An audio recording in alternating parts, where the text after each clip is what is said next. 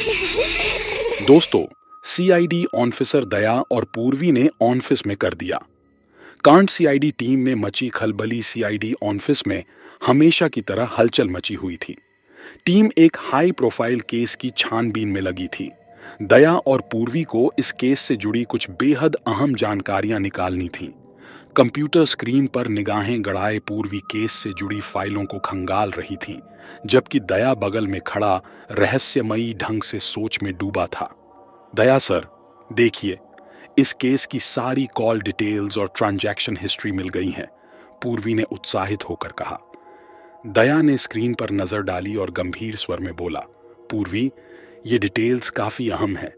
अगर ये गलत हाथों में चली गईं तो केस खतरे में पड़ सकता है। हमें इसे तुरंत एसीपी साहब को दिखाना चाहिए। पूर्वी ने सिर हिलाया और जैसे ही वह फाइल सेव करने लगी, तभी दया के हाथ से कॉफी का कप गलती से कीबोर्ड पर गिर गया।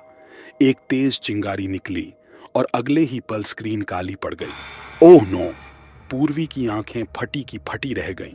तो साथियों, ऐस कहानी को शुरू करूं उससे पहले मैं आपसे अनुरोध करता हूं कि आप अपने बारे में छोटा सा परिचय जरूर दे दें कि आप कहां से है और आपका नाम क्या है, जिससे मेरा आपसे जुड़ाव और बेहतर हो सके।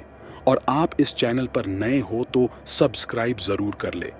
कहानी शुरू होती है अब। अरे यार, ये क्या कर दिया मैंने! दया ने माथे पर हाथ मारा। सीआईडी ऑफिस में अचानक सन्नाटा छा गया। सभी की निगाहें दया और पूर्वी की ओर मुड़ गईं। क्या हुआ? अभिजीत ने फौरन पूछा। भाई, लगता है सारी फाइलें उड़ गईं। दया ने गहरी सांस लेते हुए कहा। क्या? वो केस की इकलौती कॉपी थी, डॉक्टर सालुंके ने चौंकते हुए कहा। एसीपी प्रद्युमन ने गहरी नजरों से दया को देखा और बोले, दया, तुमने ये बहुत बड़ा कांड कर दिया। पूर्वी अभी भी कीबोर्ड को ठीक करने की कोशिश कर रही थी, लेकिन सब बेकार था। डेटा पूरी तरह से डिलीट हो चुका था। सर, अब क्या करेंगे? पूर्वी ने चिंतित स्वर में पूछा।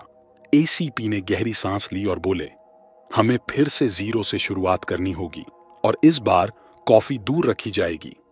सीआईडी टीम सदमे में थी, लेकिन उन्हें अपनी गलती सुधारनी थी।